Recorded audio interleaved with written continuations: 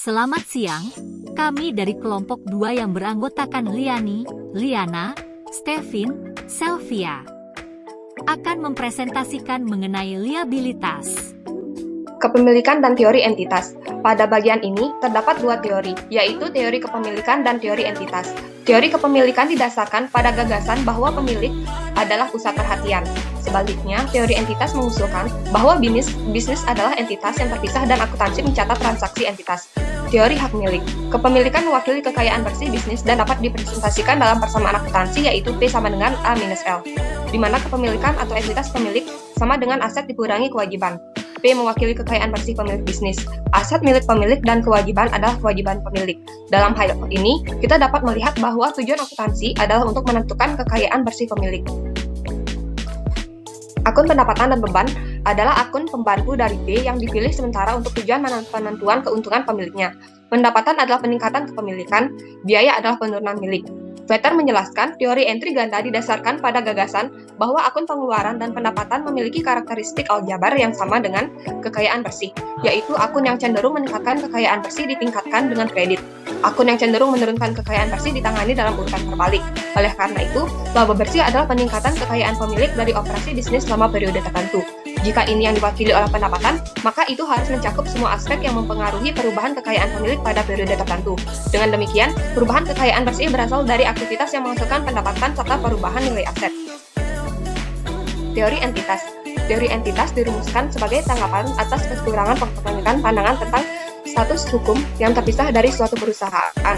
Martin menguraikan dua asumsi terkait yang terkandung dalam gagasan tentang suatu entitas akuntansi, yaitu pemisahan untuk tujuan akuntansi perusahaan dipisahkan dari pemiliknya dan sudut pandang. Prosedur akuntansi dilakukan dari sudut pandang entitas.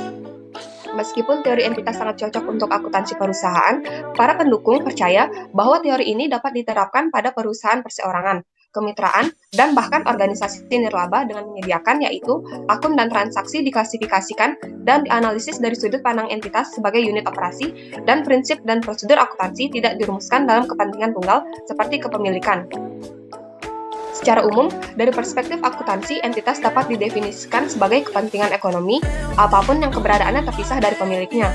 Ketika perspektif entitas diambil, tujuan akuntansi mungkin adalah kepengurusan atau akuntabilitas. Versi tradisional dari teori entitas adalah bahwa perusahaan bisnis beroperasi untuk kepentingan pemegang saham, yaitu mereka yang menyediakan dana untuk entitas.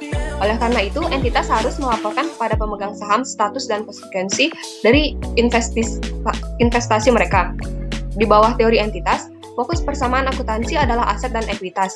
Kekayaan bersih pemilik bukanlah konsep yang berarti, karena entitas adalah pusat dari semua dana. Persamaan akuntansinya menjadi aset sama dengan ekuitas. Liabilitas adalah elemen kunci dalam akuntansi kerangka IASB menjadi kewajiban sebagai kewajiban kini entitas yang timbul dari peristiwa masa lalu yang pernah diharapkan mengakibatkan arus keluar dari sumber daya entitas yang mengandung sumber daya ekonomi manfaat. Kewajiban sekarang. Definisi kerangka kerja menyatakan bahwa kewajiban diharapkan menimbulkan arus keluar manfaat ekonomi. Definisi ini serupa dengan aset, berfokus pada peristiwa masa depan. Dengan demikian, pengorbanan yang sebenarnya belum dilakukan. Dari metode penyelesaian kewajiban ini, hanya dua yang pertama yang melibatkan arus keluar aset yang diakui oleh entitas.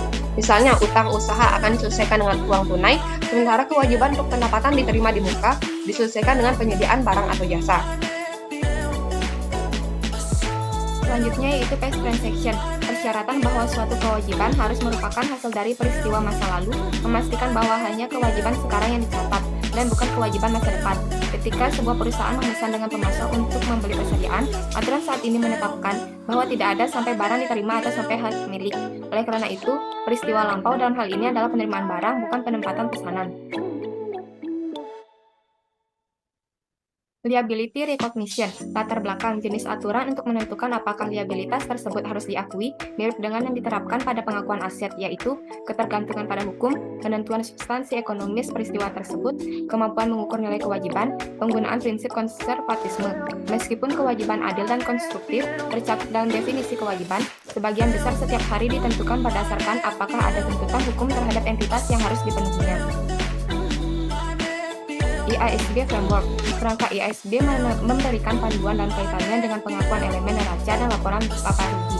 Isu utama yang harus dipertimbangkan dalam kaitannya dengan pengakuan liabilitas adalah kemungkinan arus keluar manfaat ekonomi, keandalan pengukuran.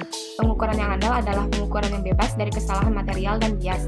Lebih lanjut, bahwa suatu item diukur sehingga mewakili dengan tepat apa yang dimaksudkan untuk dipresentasikan. Kerangka tersebut menyatakan bahwa kewajiban tidak dapat dimasukkan jika tidak dapat diukur secara andal. Contohnya yaitu tindakan hukum. Liability measurement. Berdasarkan IFRS, metode pengukuran kewajiban yang paling umum digunakan adalah biaya historis atau biaya historis yang dimodifikasi. Pengukuran nilai wajar digunakan pada pengukuran awal transaksi yang melibatkan kewajiban sehubungan dengan IAS 17 Dewa, IAS 39 pengakuan dan pengukuran instrumen keuangan, IFRS 2 pembayaran berbasis saham, dan IFRS 3 business combination.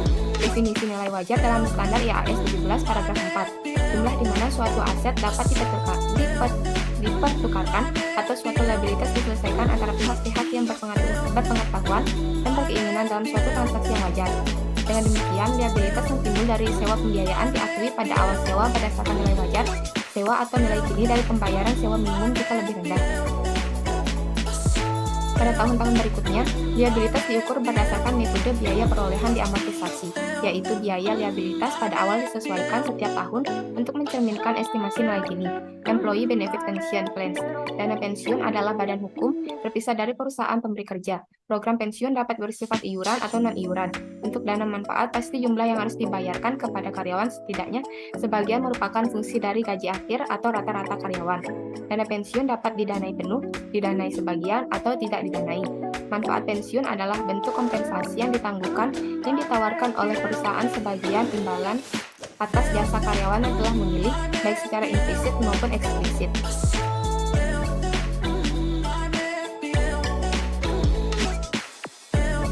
Provision and contingency. Liabilitas kontingensi dan aset kontingensi mengakui definisi yang tumpang tindih dalam paragraf 12 ketika menyatakan bahwa semua provisi adalah kontingensi karena tidak pasti waktu atau jumlahnya.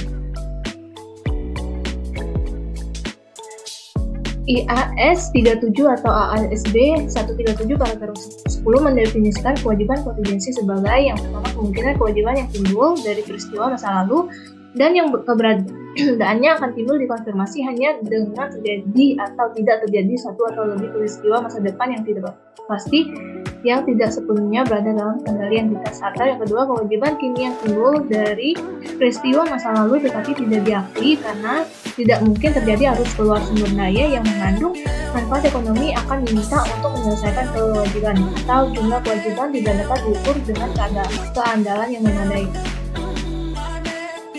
Owner equity. Ekuitas pemilik adalah yang ketiga dari konsep dasar akuntansi yang ditangkap dalam persamaan akuntansi. Ini mewakili aset bersih, aset yang dikurangi kewajiban dari entitas P sama dengan A kurang L. Ekuitas pemilik adalah klaim atau hak atas aset bersih entitas. Rangka tersebut mendefinisikan ekuitas dalam paragraf 9C sebagai berikut. Ekuitas adalah kepentingan sisa dalam masa entitas setelah dikurangi semua kewajiban miliknya. Oleh karena itu, ekuitas pemilik bukanlah suatu kewajiban untuk mentransfer aset, tetapi klaim sisa lebih lanjut. Ekuitas tidak dapat didefinisikan secara terpisah dari aset dan liabilitas. Ada dua fitur yang penting dalam membantu kita membedakan antara kewajiban dan ekuitas pemilik, yaitu hak-hak pengaturan dan substansi ekonomi dari pengaturan. Right of the parties. Salah satu fitur yang diberikan kepada para pihak baik oleh hukum atau oleh kebijakan perusahaan berkaitan dengan prioritas hak yang harus dibayarkan jika entitas dibubarkan. Secara hukum, untuk kepemilikan perseorangan atau kemitraan, kreditur memiliki klaim atas pemilik dan untuk korporasi klaim atas perusahaan. Namun, dalam teori akuntansi, apapun bentuk hukum organisasinya, entitas diakui sebagai unit pertanggungjawaban. Oleh karena itu, kreditor memiliki klaim atas entitas dan dengan demikian atas asetnya.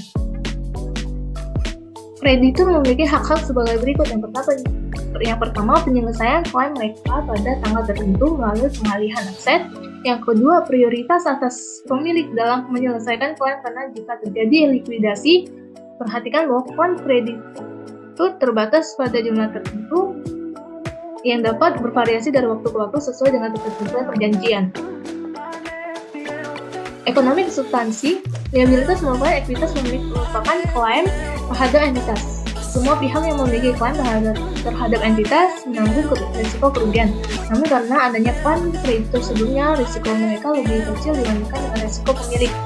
Pemilik harus menanggung kerugian yang berasal dari aktivitas perusahaan, sedangkan mereka menanggung sebagian besar risiko dalam bisnis. Perbedaan ini mencerminkan risiko ekonomi dan tingkat pengembalian dari dua jenis klaim. Yang pertama, kreditur menanggung risiko yang lebih kecil dan mendapatkan pengembalian yang relatif cepat, sedangkan pemilik menanggung risiko yang lebih besar dan karenanya mendapatkan tingkat pengembalian yang bervariasi melalui partisipasi mereka dalam laba. Konsep of capital. Akuntansi ekuitas pemegang saham dipengaruhi oleh ketentuan hukum. Paling utama adalah persyaratan pemeliharaan modal yang menuntut perusahaan untuk mempertahankan secara utuh basis modal awal. Kerangka kerja ini mengakui bahwa apakah perusahaan mempertahankan modalnya secara utuh atau tidak merupakan fungsi tidak hanya dari definisi ekuitas sebagai kepentingan residual dalam suatu entitas, tapi juga dari konsep modal. Tujuan lain dan persyaratan pemeliharaan modal adalah untuk melindungi kreditur dengan menyediakan bantalan atau penyangga. Tanpa modal tersebut, kreditur tidak dapat dibayar penuh. Modal bukanlah jaminan untuk pelindungan kreditor, tetapi menawarkan keamanan. Classification within owner equity. Perbedaan antara modal distor dan modal yang diperoleh adalah modal distor yang disebabkan oleh transaksi pembiayaan, sedangkan modal yang diperoleh itu berasal dari aktivitas yang menghasilkan laba yang tahan atau laba yang tidak ditentukan penggunanya. Alasannya adalah untuk memisahkan jumlah yang diinvestasi dari jumlah yang diinvestasikan kembali. Pada tahun 1950, Komite Khusus dari American Accounting Association menjelaskan bahwa alokasi terdiri dari 3 jenis. Yang pertama yang dirancang untuk menjelaskan kebijakan manajerial terkait reinvestasi laba, yang dimaksud untuk membatasi dividen seperti yang disyaratkan oleh hukum atau kontrak. Yang ketiga yang dimaksud untuk mengantisipasi kerugian. Komite menyatakan sebagai berikut. Jenis pertama yang telah mencapai tujuan secara efektif dan akan dijelaskan dalam bentuk naratif di tempat lain. Untuk jenis kedua, komite percaya bahwa catatan pada akun akan lebih baik daripada alokasi. Jenis yang ketiga itu komite merasa bahwa apropriasi tidak diperlukan dan sering mendesakan catatan akan lebih sesuai.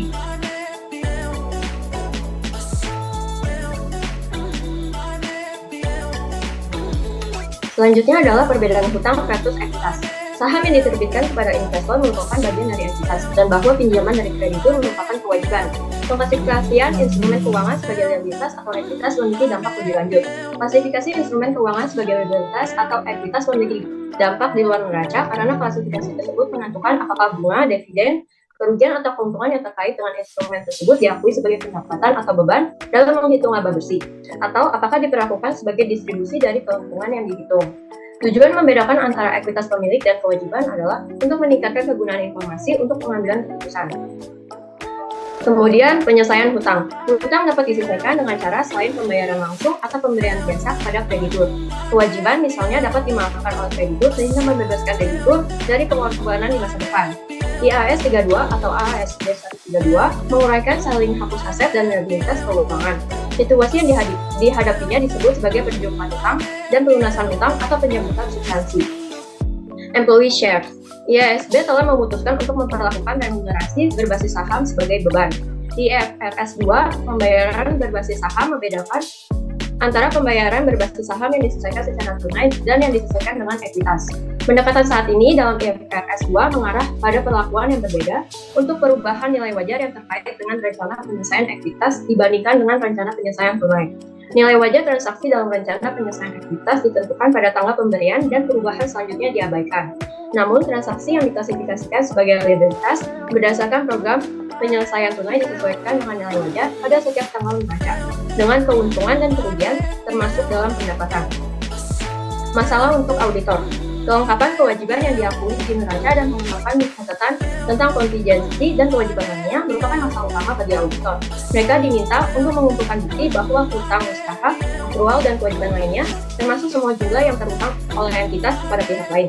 Jadi, auditor perlu mempertimbangkan kemungkinan ketidakaturan waktu di mana liabilitas yang terjadi sebelum akhir periode keuangan tidak dicatat oleh entitas hingga dimulainya periode akuntansi yang baru. Sekian presentasi dari kelompok kami. Terima kasih.